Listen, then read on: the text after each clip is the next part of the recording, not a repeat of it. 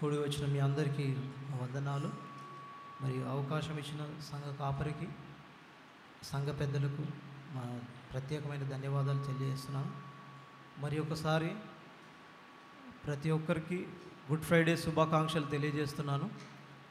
దేవాది దేవుడు మన కొరకు ఆ సిలువలో మన కొరకు కార్చిన రక్తము, మనము ఆ సిలువను జ్ఞాపకం చేసుకుంటూ ఈ గుడ్ ఫ్రైడేని మనము జరుపుకుంటుండగా మనము సిలువలో పలికిన 6వ మాటను మనము ధ్యానిద్దాం. 6వ మాట యోహాను సువార్త 19వ అధ్యాయము 30వ వచనము. ఒకసారి మనం చదువుకుందాం. ఒకసారి అందరు చూడండి. యేసు ఆ చిరక పుచ్చుకొని సమాప్తమైనదని చెప్పి తల వంచి ఆత్మను అప్పగించెను. మరి ఒకసారి చదువుకుందాం. యేసు ఆ చిరక పుచ్చుకొని సమాప్తమైనదని చెప్పి తల వంచి ఆత్మను అప్పగించెను. అయితే దేవాది దేవుడు చివరి క్షణాల్లో ఉన్నాడు. సమాప్తమైనది అని చెప్పిన తర్వాత ఇంకా నా ఆత్మను అప్పగించుకున్నాను అని చెప్పి ఒక మాట మాత్రమే మిగిలింది. ఆ చివరి క్షణాల్లో దేవాది దేవుడు ఉన్నాడు. అయినప్పటికీ ఆయనలో ఎలాంటి మరణ భయము మనకు కనిపిస్తలేదు. ఎందుకంటే దేవాది దేవుడు తాను మరణించడానికే ఈ లోకానికి వచ్చాడు కాబట్టి ఆయనలో ఎటువంటి ఆ మరణ భయం కూడా మనకు కనిపించలేదు. ఈ లోకంలో మనం చూసుకుంటే పుట్టిన తర్వాత ప్రతి ఒక్కరు చనిపోవాల్సింది. పుట్టినప్పుడు అందరూ సంతోషిస్తారు, కానీ చనిపోయే ముందు అందరికీ ఒక భయం. నా అంతము ఎట్లా ఉంటుందో, నేను చనిపోతే నా పరిస్థితి ఏంది, నేను పరలోకానికి వెళ్తానా నరకానికి వెళ్తానా అని ఒక భయంతో ఉంటుంది. అలాగనే ఒక ఎలిజబెత్ రాణి తాను తన మరణానికి దగ్గర అవుతుంది. ఆ సమయాల్లో తన పనికత్తెలతో పిలిచి ఆమె మరణ భయం గురించి తెలియజేస్తుందంట. ఈ విధంగా నా జీవితాల్లో నేను ఎన్నో విజయాలు నేను చూశాను, నా జీవితాన్ని సంపన్నంగా జీవించాను, ఎన్నో విజయాలు చూశాను, కానీ నా అంతం ఇప్పుడు నా జీవితాన్ని నేను ముగించబోతున్నానంటే నాకు చాలా ఆందోళనకరంగా నాకు చాలా భయం వేస్తుందని చెప్పి ఆమె చెప్పింది. అయితే మనము ఇక్కడ మనం చూసుకుంటే లోకంలో మనుషులు ఈ విధంగా తన మరణాన్ని గురించి భయపడుతుంటే, కానీ యేసు ప్రభు తన మరణము ఒక అడుగు దూరంలో ఉంది, ఒక మాట దూరంలోనే ఉంది. అయినప్పటికీ ఆయన భయపడకుండా ఆయన మన కొరకు ఆ సిలువలో తన రక్తాన్ని చిందించి మన పాపముల నిమిత్తము ఆయన వెల చెల్లించాడు. అయితే ఇక్కడ సమాప్తమైనది అంటే ఏం సమాప్తమైనది అనేది మనము ఇక్కడ తెలుసుకుందాం. సమాప్తమైంది అంటే యేసు ప్రభు పని అయిపోయిందనా అంటే, అక్కడ ఉన్నవాళ్ళు కొంతమంది అనుకుండొచ్చు, అరే సమాప్తమైందంటే నా పని అయిపోయిందని చెప్పి ఈయన అనుకుంటుండు అని చెప్పి అందరూ హేళనగా అక్కడ చూసుండొచ్చు. కానీ ఆయన సమాప్తమైనది అన్నదానికి చాలా అర్థం ఉంది. అయితే ఇక్కడ మనము సమాప్తమైన దానికి అర్థం మనము చూసుకున్నట్లయితే గ్రీకు భాషలో మనము ఇది చూసుకున్నట్లయితే టెటిలోస్టాయ్ అని చెప్పి మనకు గ్రీకు భాషలో మనకు అనువదించబడ్డది.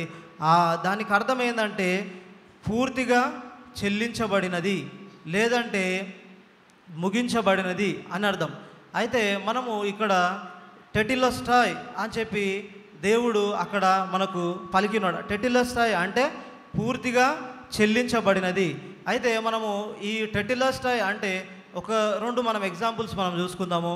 అయితే ఒక పెయింటరు తన పెయింటింగ్ అంతా ముగించిన తర్వాత తన సిగ్నేచర్ పెట్టేసి నా పని అయిపోయింది అంటే ఆయన పని ఆయన ఫినిష్ చేసిండు అని చెప్పి అని అర్థం. అయితే మనము ఒక పనివాడిని మనము తీసుకున్నట్లయితే ఆ పనివాడు ఒక యజమాని తన దాసునికి ఈ పని చేయను అని చెప్పి అప్పచెప్పినప్పుడు తన పని అంతటిని పూర్తి చేసినప్పుడు తనకు ఎంతో ప్రశాంతంగా అమ్మయ్య నా పని అయిపోయింది అని అనుకుంటాం.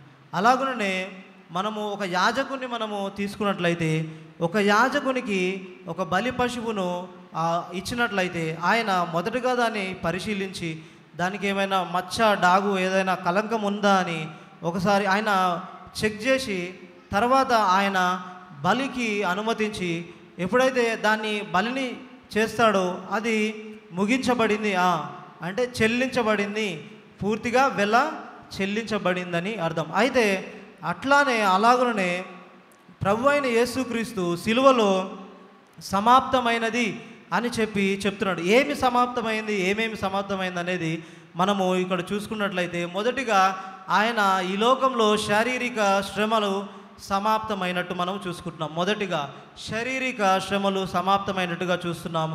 రెండవదిగా మనం చూసుకున్నట్లయితే తండ్రి తనకు అప్పగించిన పనిని పూర్తి చేసినట్టుగా, సమాప్తం చేసినట్టుగా మనం ఇక్కడ చూస్తున్నాం. రెండవదిగా, మూడవదిగా ధర్మశాస్త్రము నెరవేర్చినట్లుగా మనం చూస్తున్నాము. నాలుగవదిగా సైతాను మీద విజయాన్ని పూర్తి చేసినట్లుగా ఇక్కడ చూస్తున్నాం. మొదటిగా శారీరక శ్రమలు చూసినట్లయితే యేసు ప్రభుల వారు మన కొరకు ఈ లోకానికి వచ్చి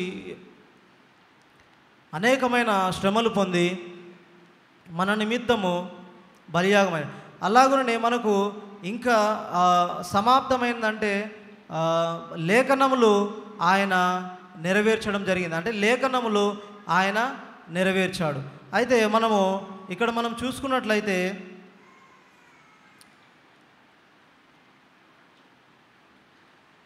మొదటిగా తండ్రి తనకు అప్పగించిన పనిని చూసుకున్నట్లయితే యోహాను సువార్త 17వ అధ్యాయము 4వ వచనము ఒకసారి చూసుకుందాం. యోహాను సువార్త 17వ అధ్యాయము 4వ వచనంను మనం చూసుకుందాము. చేయుటకు నీవు నాకు ఇచ్చిన పని నేను పూర్ణముగా నెరవేర్చి సంపూర్ణముగా నెరవేర్చి చదవండి. సంపూర్ణంగా నెరవేర్చి భూమి మీద నిన్ను మహిమపరిచితిని. చాలు. అయితే యేసు ప్రభుల వారు ఈ లోకానికి వచ్చింది ఏంటంటే ఆయన శారీరక శ్రమలు ఆ సిలువలో ముగించాడు, సమాప్తమైన తెలియజేశాడు. తర్వాత ఆయన తండ్రి తనకిచ్చిన పనిని కూడా ముగించినట్టుగా చూస్తాం. అయితే యోహాను సువార్త 17వ అధ్యాయం 4వ వచనంలో చేయుటకు నీవు నాకు ఇచ్చిన పని నేను సంపూర్ణంగా నెరవేర్చి భూమి మీద నిన్ను మహింపరిచితినని చెప్పి దేవుని వాక్యము సెలవిస్తుంది. అంటే దేవుడు, తండ్రి అయిన దేవుడు తనకు అప్పగించిన పనిని ఆయన ముగించినట్టుగా చూస్తున్నాం. అది ఏంటనగా మనిషి చేసిన ప్రతి పాపము నిమిత్తము ఆయన వెల చెల్లించాడు. ఆయన పాపానికి వెల చెల్లించాడు. నువ్వు నేను చేసిన పాపమును బట్టి నరకానికి వెళ్ళవలసి ఉండగా ఆ నరకాన్ని తప్పించడానికి దేవాది దేవుడు ఆయన ఏం చేశాడంటే ఆ పాపానికి వెల చెల్లించాడు. శత్రువులమై ఉన్నాం దేవునికి, కానీ యేసుక్రీస్తు ప్రభుల ద్వారా ఆయన ద్వారా సంధి చేయబడి ప్రభు తండ్రితోని ఏకమై ఉన్నాం. అది ప్రభు అయిన యేసుక్రీస్తు ఈ లోకానికి అంటే తండ్రి అయిన దేవుడు చెప్పిన పనిని కుమారుడైన యేసుక్రీస్తుల ప్రభుల వారు నెరవేర్చినట్టుగా చూస్తున్నాం. ఇంకొక మాట, ఆయన దేవుని రాజ్యాన్ని స్థాపించడానికి ఈ లోకానికి వచ్చి ఉన్నాడు. ఆయన దేవుని రాజ్యాన్ని స్థాపించడానికి ఈ లోకానికి వచ్చినాడు. మరియు పాపులను తిమోతికి రాసిన మొదటి పత్రిక 8వ అధ్యాయము 1వ అధ్యాయము 15వ వచనం చూసుకుందాం ఒక్కసారి.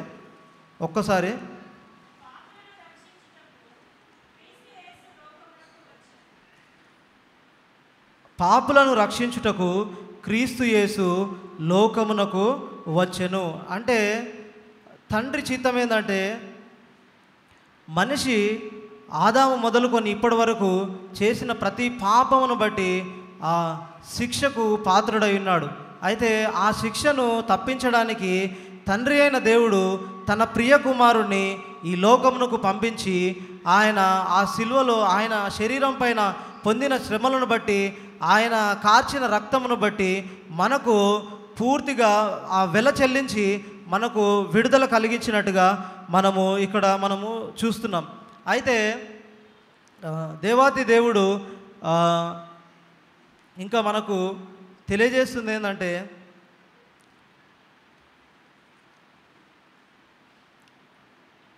లూకా సువార్త 19వ అధ్యాయం 10వ వచనం మనం చదవాల్సిన పని లేదు. కుమారుడు అంటే ఆయన అంటే తండ్రి చిత్తము మనం ఇప్పటివరకు చూసుకున్నాము. కుమారుడి చిత్తం అంటే కుమారుడు ఏం చేశాడు, ఆయన మాట్లాడింది ఏం పలికాడు, ఆయన ఏం నెరవేర్చాడు అనేది మనం చూసుకుందాము.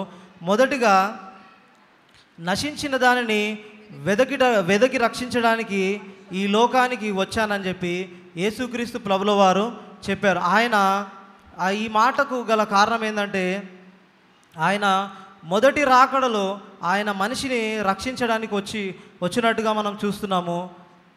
రెండవదిగా మనకు రోమిలో రాసిన పత్రికలో మనం చూస్తున్నట్లయితే, ఏ భేదములు లేదు, అందరూ పాపం చేసి దేవుడు అనుగ్రహించు మహిమను పొందలేకపోవచ్చున్నారు అనే ఆ మాటను యేసుక్రీస్తు ప్రభుల వారు వచ్చి ఆయన ఏం చేసినట్టే ఆ తండ్రి యొక్క మహిమను మనము పొందుకునే విధంగా ఆయన మనని చేసే, ఏ భేదములు లేదు, అందరూ పాపం చేసి దేవుడు అనుగ్రహించు మహిమను పొందలేకపోతున్నారు.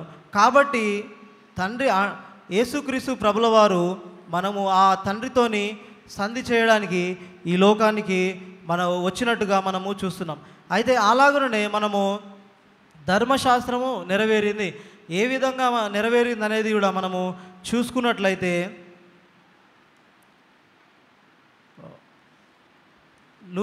మత్తయి సువార్త 5వ అధ్యాయము 17వ వచనం నుంచి 17-18 మత్తయి సువార్త. ధర్మశాస్త్రమునైనను ప్రవక్తల వచనములనైనను కొట్టివేయ వచ్చి తినని తలించవద్దు, నెరవేర్చుటకే గాని కొట్టివేయుటకు నేను రాలేదు. ఆకాశమును భూమిను గతించిపోయినే గాని ధర్మశాస్త్రం అంతయు నెరవేరు వరకు దాని నుండి ఒక పొల్లైనను ఒక సున్నా అయినను తప్పిపోదని నిశ్చయముగా మీతో చెప్పుచున్నాను. చాలా. అయితే దేవుడు ఇక్కడ మనము ధర్మశాస్త్రం ద్వారా మనం రక్షించబడం. ఎందుకంటే ధర్మశాస్త్రం అంటే మనం ఒక చిన్న ఎగ్జాంపుల్ మనం చూసుకుందాము. ధర్మశాస్త్రం ఎట్లాంటిదంటే ఒక అద్దం వంటిది. మనం అద్దం ముందుకు వెళ్ళినట్లయితే మన లోపములు మనకు ఏ విధంగా తెలియబడతాయో అదేవిధంగా ధర్మశాస్త్రం మనకు ఏం తెలియజేస్తుందంటే, నువ్వు పాపివి అని చెప్పి ఏ రకంగా నువ్వు పాపివి అనేది ధర్మశాస్త్రం మనకి ఇక్కడ తెలియజేస్తుంది. మళ్ళీ మనం ఇంకొక ఎగ్జాంపుల్ మనం చూసుకున్నట్లయితే, మనము డాక్టర్ దగ్గరికి మనం వెళ్తాం. డాక్టర్ దగ్గరికి మనం వెళ్ళినప్పుడు అక్కడ నీకు ఫీవర్ ఉందని చెప్పి ఎట్లా చెక్ చేస్తాడు? థర్మామీటర్ పెట్టి మనకు చూస్తాడు. అయితే అక్కడ మనకు చెక్ చేసి చూసినప్పుడు ఇక్కడ ఈయనకు 100 ఫీవర్ ఉంది, ఈయనకు 102 ఫీవర్ ఉంది అని చెప్పి మనకు తెలియజేస్తాడు. అదేవిధంగా ఈ ధర్మశాస్త్రం కూడా నువ్వెంత పాపివి అనేది మనకు ఇక్కడ ధర్మశాస్త్రము తెలియజేస్తుంది అనమాట. అయితే యేసుక్రీస్తు ప్రభుల వారు ఆయన ఏమంటుండంటే, నేను ధర్మశాస్త్రాన్ని నెరవేర్చడానికే నేను ఈ లోకానికి వచ్చానని ఆయన తెలియజేస్తున్నమాట. ఆయన తెలియజేసిన ప్రకారమే ఆయన ధర్మశాస్త్రాన్ని నెరవేర్చినాడు, ఆయన ధర్మశాస్త్రాన్ని ఆయన కొట్టివేసినాడు కూడా. హల్లెలూయా, దేవునికి మహిమ కలుగును గాక. ఆయన ధర్మశాస్త్రాన్ని నెరవేర్చి ఆ ధర్మశాస్త్రాన్ని ఆయన ఏం చేసినంటే కొట్టివేసినాడు. అయితే చివరిగా మనం చూసుకున్నట్లయితే, ఆయన రమారమి మధ్యాహ్నము 12 గంటల నుంచి 3 గంటల వరకు అక్కడ మనకు కటిక చీకటి మనము అక్కడ చూస్తాం. అయితే ఈ కటిక చీకటి ఎందుకంటే, మొదటిగా దేవుడు ఈ లోక మనుషుల చేత హింసించబడ్డాడు, ఆయన తండ్రి చిత్తానికి అప్పగించబడ్డాడు. చివరిగా ఆ మధ్యాహ్నం 12 గంటలు మొదలుకొని 3 గంటల వరకు ఆ కటిక చీకటిలో ఆయన సమాప్తమైనది అని తెలియజేశాడు. అయితే ఆ కటిక చీకటిలో అక్కడ ఏం జరిగిందంటే, ఆయన సాతాను శక్తులతోని పోరాడి మనము కొరింథీయులకు రాసిన పత్రికలు ఉంటుంది కదా, మీరు పోరాడునది శరీరులతో కాదు, అంధకార సంబంధమైన దురాత్మ సమూహంతో మీరు పోరాడుతున్నారు అంటాడు కదా. అయితే తానే ఆ దురాత్మ సమూహములతో, సాతాను శక్తులతో ఆయన పోరాడి ఆయన ఏం చేసినంటే ఆయన వెల చెల్లించి ఆయన సమాప్తము చేశాడు. దేవునికి మహిమ కలుగునుగాక. అయితే దేవుడు ఆయన విజయోత్సవంతో ఆయన అంటున్నాడు సమాప్తమైనది అని చెప్పి ఆయన బిగ్గరగా కేక వేస్తున్నాడు. ఏమని? విజయోత్సవముతో ఆ కేక వేసినట్టుగా మనం చూస్తున్నాం. ఆయన ఏదో బాధతోని నా పని అయిపోయింది అని చెప్పి ఆయన బాధతోని మాట అనడం లేదు, కానీ విజయోత్సవంతో సమాప్తమైనది అని చెప్పి ఆయన పలుకుతున్నట్టుగా మనము చూస్తున్నాం. అలాగనే చివరిగా మనము ఇక్కడ మనని మనం పరిశీలించుకున్నట్లయితే మనము యేసు ప్రభు జీవితము ఇక్కడ ఆయన ఆరంభము ఆయన అత్యద్భుతంగా ఉన్నది, ఆయన ముగింపు కూడా అత్యద్భుతంగా ఉంది. అయితే ఇక్కడ మన ఆరంభము ఎలా ఉంది? మన అనుదిన జీవితంలో మనము ఏ విధంగా దేవునితో ఉన్నాం? అయితే మనము కొన్నిసార్లు ప్రార్థన చేసుకుంటాం, మరే ఈ రోజు నుంచి నేను చక్కగా దేవునిలో నేను ఉంటాను, నేను ప్రార్థన చేసుకుంటాను, నేను రెగ్యులర్గా నా లైఫ్ని డిసిప్లిన్ చేసుకొని నేను దేవునితోని కనెక్షన్ కలిగి ఉంటానని మనం అనుకుంటాం. కానీ మన ప్రారంభము ఉత్సాహంతో మనం చేస్తాం, కానీ అది కొద్ది రోజుల తర్వాత అది మెల్లిమెల్లిగా ఏమైపోతుందంటే అది చల్లారిపోతుంది. అయితే కానీ యేసు ప్రభు మాత్రము ఆయన ఆరంభము అద్భుతంగా ఉంది, ఆయన ముగింపు కూడా అద్భుతంగా ఉంది. ఈ దినంలో దేవుడు మనతో మాట్లాడుతున్నాడు, నీ ముగింపు ఎలా ఉంది, నీ ఆరంభం ఎలా ఉంది, నీ ముగింపు ఎలా ఉందని దేవుడు మాట్లాడుతున్నాడు. అయితే చివరిగా దేవుడు ఈ మధ్యాహ్న కాల సమయంలో మనతోని మాట్లాడుతున్నది ఏంటంటే, నీవు నీ పాపానికి సమాప్తి పలికావా? ఈ మాటలు ముగించకుండా దీనికి అర్థం లేదు. అయితే దేవుడు మన కొరకు ఆయన వెల చెల్లించాడు, ఆయన క్రయధనముగా ఆయన ప్రాణాన్ని అప్పగించాడు. అయితే ఈరోజు దేవుడు ఈ మధ్యాహ్న కాల సమయంలో మనతోని మాట్లాడుతుంది ఏంటంటే, నీ పాపానికి ముగింపు పలికావా, నీ పాపానికి సమాప్తి పలికావా అంటున్నాడు. ఇక్కడున్న ప్రతి ఒక్కరితో దేవుడు మాట్లాడుతున్నాడు. ఎవరికి వారు పరీక్షించుకొని, ఇంకా మన దేవుణ్ణి ఒకవేళ మీరు ఆల్రెడీ ఆయన సిలువ వేయబడ్డాడు, మీరు మరలా పాపం చేస్తూ దేవుణ్ణి సిలువ వేస్తున్నారా? మీరు ఒకసారి గమనించుకోవాలి. మీ పాపానికి మీరు ముగింపు పలికారా? మీరు మీ పాపానికి సమాప్తి చేశారా? లేదంటే ఈరోజే దేవుడు నిన్ను పిలుస్తున్నాడు. నీ పాపముల నిమిత్తము ఆయన సిలువలో బలియాగమై ఆయన ఆ నరకం నుండి నిన్ను తప్పించడానికే ఈ లోకానికి వచ్చి ఆయన వెల చెల్లించాడు. కాబట్టి నువ్వు చేయవలసింది ఏం లేదు, ఆయన సన్నిధికి వచ్చి ఆయన పాదాలు పట్టుకొని, ప్రభువా నేను పాపిని, నీ రక్తంలో కడుగు నాయనా అని ఒక్క మాట నువ్వు చెప్పినట్లయితే ఈ క్షణమే ఆయన నీ పాపం నుండి విడుదల కలిగించి ఆ నరకమును తప్పించి నిన్ను ఆ పరలోక రాజ్యానికి ఆయన తీసుకువెళ్ళడానికి సిద్ధంగా ఉన్నాడు. Thank you. ఇంతటితో ఈ మాటలు ముగిస్తున్నాను. Thank you.